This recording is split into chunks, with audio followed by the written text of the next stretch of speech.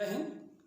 इसके पहले वाले वीडियो में हम लोग ने देखा था एनर्जी सोर्सेस के बारे में, एनर्जी क्या होती है, एनर्जी सोर्सेस के बारे में देखा था और उसके बाद देखा था कि उसके क्लासिफिकेशन क्या होते हैं। आज हम लोग देखेंगे सोलर एनर्जी क्या होता है। ठीक है, सोलर एनर्जी क्या होता है और इसको एडवांटेज क्या है, इसके एप्लीकेशन क्या है, इसके डिसएडवांटेज क्या हैं। फिर उसके बाद हम लोग देखेंगे कि इसकी कैपेसिटी किस पर निर्भर करती है, यानी इसकी पोटेंशियल क्या क्या है। ठीक है, तो आइए हम लोग समझते हैं। सबसे पहले सोलर एनर्जी। सोलर एनर्जी क्या है? सोलर एनर्जी एक रिन्यूएबल एनर्जी। सोलर एनर्जी क्या है? एक रिन्यूएबल एनर्जी है। इसका सोर्स जो है सन होता है। यह पॉल्यूशन फ्री एनर्जी होता है। ठीक है, यह पॉल्यूशन फ्री एनर्जी होता है। फिर इसके बाद हम लोग बात करेंगे एप्लीकेशन या use of solar energy. Application या यूज ऑफ सोलर एनर्जी। इसके बाद हम देखते हैं कि सोलर एनर्जी यानी सौर ऊर्जा का यूज कहाँ कहाँ पर होता है। तो पहले हम देखते हैं कि प्रकाश संश्लेषण द्वारा पौधे अपना भोजन बनाते हैं, यानी सोलर एनर्जी का यूज कहाँ किया जाता है? प्रकाश संश्लेषण क्रिया के द्वारा पौधे को भोजन बनाने में इसका यूज किया जाता है। ठीक है, फिर उसके बाद देखते हैं कि सोलर एनर्जी का यूज पानी को गर्म करने में किया जाता है। फिर उसके बाद देखते हैं कि सोलर कुकर द्वारा भोजन को पकाने में किया जाता है। फिर उसके बाद देखते हैं बिजली को उत्पन्न करने में, यानी बिजली को बनाने में, बिजली का उत्पादन करने में सोलर एनर्जी का प्रयोग किया जाता है। और आजकल हम देखते हैं कि सोलर वाहन भी बहुत ही प्रचलित हैं। तो इसका यूज कहाँ पर करते हैं? सोलर वाहन को चलाने के लिए इसका यूज किया जाता है। फिर उसके बाद देखते हैं विभिन्न प्रकार के लाइटों को जलाने या अन्य कार्यों में इसका यूज किया जाता है। ठीक है, इसके बाद हम लोग बात करते हैं advantage of solar energy. Advantage of solar energy में सबसे पहले हम लोग बात करते हैं यह एक रिन्यूएबल एनर्जी है और पॉल्यूशन फ्री है। क्या है? रिन्यूएबल एनर्जी है और पॉल्यूशन फ्री है।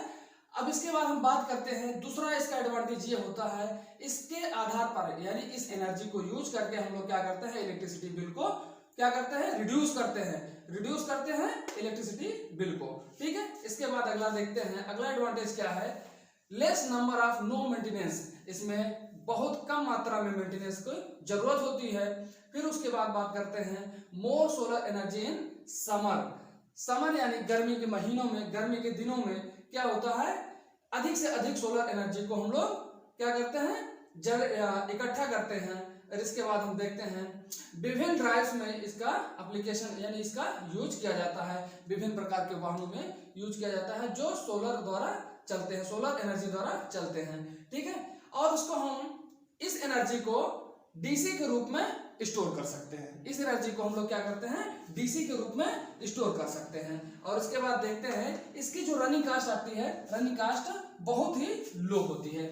ठीक है, इसके बाद हम लोग बात करते हैं डिसएडवांटेज की। डिसएडवांटेज में पहला डिसएडवांटेज देखेंगे कि नीड लॉट ऑफ स्पेस। इसमें हम लोग देखते हैं इसमें बहुत ही अधिक मात्रा के क्षेत्रफल की जरूरत होती है। ठीक है, ये हमारा डिसएडवांटेज है पहला। उसके बाद देखते हैं हाई इनिशियल कास्ट होती है, यानी इसका प्रारंभिक जो कास्ट होता है वो बहुत ही हाई होता है। ठीक है, उसके बाद हम लोग बात करते हैं no solar power at night and cloudy days. यानी इसका मतलब क्या हुआ?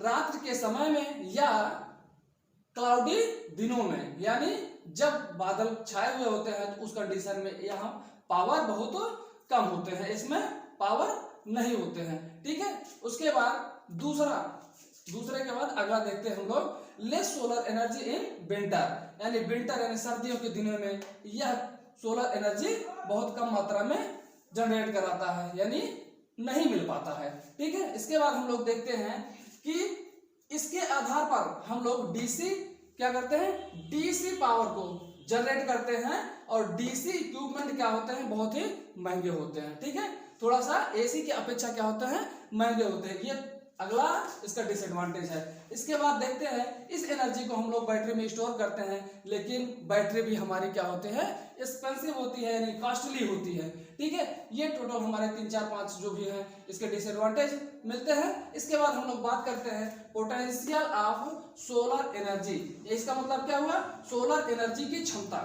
ठीक, सोलर एनर्जी की क्षमता किस पर? निम्न देखिए यहाँ पर देखते हैं सोलर एनर्जी की विभिन्न क्षमताएं जो होती हैं विभिन्न तत्वों पर निर्भर करती हैं। नंबर 1 समय की विविधता पर, ठीक है। नंबर 1 क्या है, समय की विविधता होगा। उसके बाद हम लोग देखते हैं मौसम पर क्या प्रभाव पड़ता है, ठीक है ना। मौसम से आधार पर इसकी क्षमता डिपेंड करती है। देखा जाता है कि सर्दी है कि गर्मी है, ठीक है। फिर उसके बाद हम देखते हैं कि क्षेत्रफल ज्यादा है कि कम है, ठीक है, इस पर भी इसकी क्षमता निर्भर करती है। फिर उसके बाद हम बात करते हैं भौगोलिक स्थिति पर भी इसकी डिपेंडेंसी रहती है, यानी ये डिपेंड करता है, ठीक है। एनर्जी यानी सोलर एनर्जी जो है इसकी क्षमता भौगोलिक स्थिति पर भी निर्भर करता है। देखिए मान लेते हैं कि ये हमारा क्या है, पृथ्वी है, ठीक है। मान लेते हैं कि हमारा क्या है, पृथ्वी है। पृथ्वी के बीचों बीच एक खींची जाने वाली रेखा, उसको क्या कहते हैं, भूमध्य रेखा, ठीक है। क्या नाम जानते हैं, क्या नाम से, भूमध्य रेखा। अब भूमध्य के, देखिए भूमध्य रेखा के आसपास के जो जितने भी एरिया हैं वहां पर सूर्य की किरणें डायरेक्ट आकर के पड़ती हैं, और जब सूर्य की किरणें डायरेक्ट आकर के पड़ेंगी तो इसका मतलब क्या है, इसके आसपास यानी भूमध्य रेखा के आसपास के एरिया में सोलर एनर्जी का जो क्षमता होगा वो अधिक होगा। और जैसे जैसे भूमध्य रेखा के यानी भूमध्य रेखा से जैसे जैसे दूर हटते जाते हैं, चाहे उत्तरी गोलार्ध में जाएं चाहे दक्षिणी गोलार्ध में जाएं, तो वैसे वैसे क्या होता है, इसकी इफिशियंसी यानी इसकी पोटेंशियल यानी इसकी क्षमता क्या होती है, धीरे धीरे घटती जाती है। आई होप ये सारी चीजें समझ में आई होंगी। तब तक आप इसको एक स्क्रीनशॉट लीजिए, आगे हम लोग बढ़ते हैं, ठीक है। आप लोगों ने ये इसका जो है स्क्रीनशॉट ले लिया होगा। अब हम लोग देखते हैं method of collecting solar energy, ठीक है। इसमें हम लोग देखेंगे कितने टाइप से हम लोग सोलर एनर्जी को कलेक्ट कर सकते हैं। तो आइए हम लोग देखते हैं कितने मेथड होते हैं सोलर एनर्जी को कलेक्ट करने के लिए, ठीक है। तो सबसे पहले हम लोग देखते हैं, यहाँ पर देखते हैं कि 3 टाइप के मेथड होते हैं। सोलर एनर्जी को कलेक्ट करने के कितने टाइप हैं, 3 मेथड होते हैं। पहला फोटोवोल्टाइक सिस्टम होता है, दूसरा क्या होता है, कंसंट्रेटेड पावर सोलर होता है। देखिए यहाँ पर दूसरा क्या है, कंसंट्रेटेड सोलर पावर होता है, और तीसरा होता है सोलर वाटर हीटिंग, ठीक है। तो सबसे पहले हम लोग देखते हैं कि पहला फोटोवोल्टाइक सिस्टम क्या होता है। सबसे पहले देखेंगे फोटोवोल्टाइक सिस्टम क्या होता है। देखिए इसमें हमने सबसे पहले आपको बताया था सोलर एनर्जी में सबसे अच्छा स्रोत इसका क्या है, या इसका स्रोत कौन सा है, सूर्य है, ठीक है। तो यहाँ पर देखते हैं कि सूर्य की किरणें जो है यहाँ पर इस प्लेट पर पड़ रही है या इस पैनल पर पड़ रही है, ठीक है। तो सबसे पहले हम लोग देखेंगे फोटोवोल्टाइक सिस्टम में सबसे महत्वपूर्ण जो पार्ट होता है वो क्या होता है, सोलर पैनल। क्या होता है, सोलर पैनल, ठीक है। इसका सबसे बड़ा महत्वपूर्ण या बहुत ही योगदान होता है इस एनर्जी को कलेक्ट करने में। अब ये क्या करता है, यहाँ पर देखते हैं सूर्य की किरणों को ये क्या करता है, ये सूर्य की किरणों को इसकी गर्मी से क्या करता है, ये कलेक्ट करता है कि सूर्य की किरणों को या सूर्य की गर्मी को कलेक्ट करता है और वह डीसी में कन्वर्ट कर देता है। डीसी में कन्वर्ट करने के बाद हम लोग यहाँ पर बगल में इसके बैटरी लगाते हैं और बैटरी में उस डीसी करंट को क्या करते हैं, स्टोर करते हैं। डीसी करंट को स्टोर करने के बाद हम लोग क्या लगाते हैं, एक कन्वर्टर लगाते हैं। कन्वर्टर के माध्यम से हम लोग क्या करते हैं, डीसी को एसी में कन्वर्ट कर देते हैं, जिससे हमें एसी आउटपुट मिल जाता है, ठीक है। ये रहा टोटल इसका प्रोसेस। यानी पहला मेथड जो हमारा था फोटोवोल्टाइक मेथड, ये क्या है, सूर्य की किरणें इस पर पड़ती हैं, किस पर, पैनल पर। पैनल पर पड़ते ही ये पैनल क्या करता है, सूर्य की गर्मी को क्या करता है, एब्जॉर्ब करता है। इससे क्या करता है, डीसी एनर्जी को जनरेट करता है, ठीक है। डीसी करंट को जनरेट करता है और उसको हम लोग बैटरी में स्टोर कर देते हैं। बैटरी में स्टोर करने के बाद कन्वर्टर से उसको हम लोग डीसी से एसी में कन्वर्ट करते हैं, तब उसका हम लोग यूटिलाइज कर सकते हैं। ये हमारा रहा पहला मेथड, जिसको हम लोग कहेंगे फोटोवोल्टाइक सिस्टम। अब हम देखते हैं दूसरा मेथड, कंसंट्रेटेड सोलर पावर, ठीक है। कंसंट्रेटेड सोलर पावर क्या होता है, इसका यानी इस सिस्टम का यूज क्या कहां पर करते हैं, बड़ी मात्रा में जब बिजली उत्पन्न करनी होती है, जनरेट करनी होती है, यहाँ पर ज्यादा बिजली की आवश्यकता पड़ती है, तो इस वाले सिस्टम का यानी इस वाले मेथड का यूज किया जाता है कंसंट्रेटेड सोलर पावर का, ठीक है। यहाँ पर सबसे पहले देखते हैं इसमें सबसे महत्वपूर्ण पार्ट क्या होता है, ये क्या होता है, एक रिफ्लेक्टर मिरर होता है। ये महत्वपूर्ण क्या होता है, एक रिफ्लेक्टर मिरर होता है या दर्पण होता है। क्या होता है, रिफ्लेक्टर मिरर या फिर दर्पण होता है। अब देखिए यहाँ पर सूर्य की किरणें इस पर पड़ती है, किस पर, इस मिरर पर पड़ती है। पड़ने के पश्चात पुनः यह क्या करती है, परावर्तित हो जाती है। परावर्तित होने के बाद एक बिंदु पर इसको हम लोग क्या करते हैं, एकत्रित करते हैं। कहां पर? एक बिंदु पर क्या करते हैं, एकत्रित करते हैं, जिससे क्या होता है, एक टैंक पर ये सारी किरणें एक वाटर टैंक पर यानी पानी की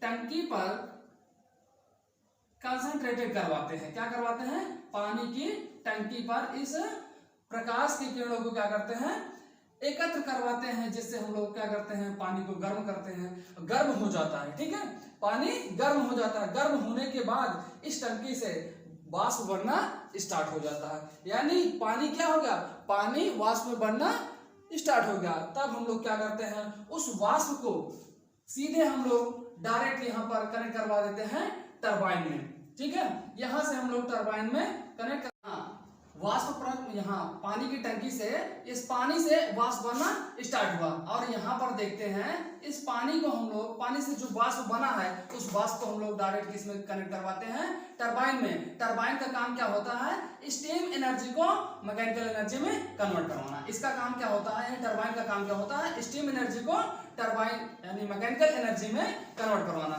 यहाँ से मैकेनिकल एनर्जी जनरेट होने के बाद इसी टरबाइन के साथ हमारा अल्टरनेटर या जनरेटर कनेक्ट होता है।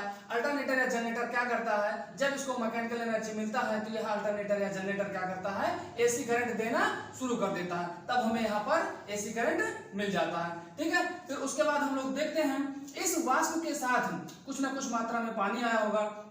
उस पानी को पुनः हम लोग क्या करते हैं, ठंडा करते हुए हम क्या करते हैं, इस पानी की टंकी में पुनः लेकर के चले जाते हैं। ठीक है, ये प्रक्रिया बार बार होती रहती है और हमें यहाँ पर बिजली प्राप्त होती रहती है। ये टोटल हमारा समझ में आया कि दूसरा मेथड क्या है, कंसंट्रेटेड सोलर मेथड। ये पूरा प्रोसेस आपको समझ में आया होगा। ये दूसरा क्या है, कंसंट्रेटेड सोलर पावर। ठीक है, अब हम लोग बात करते हैं तीसरा मेथड देखते हैं, solar water heating. Solar water heating इसका मतलब क्या है, पानी को गर्म करने की एक प्रक्रिया है जिसमें हम लोग क्या कर रहे हैं, सोलर एनर्जी का यूज कर रहे हैं। ठीक है, सोलर एनर्जी का यूज कर रहे हैं बड़े पैमाने पर या छोटे पैमाने पर। इससे पहले हम लोग आज तक क्या करते हैं, एक पात्र में या एक बर्तन में हम लोग धूप में उस पानी को रख देते हैं, और रखने के बाद क्या होता है, पानी गर्म हो जाता है। पानी क्या होता है, गर्म हो जाता है, जिससे हम लोग उस गर्म पानी को कहीं यूज कर सकते हैं जहां पर गर्म पानी की आवश्यकता होती है। ठीक है,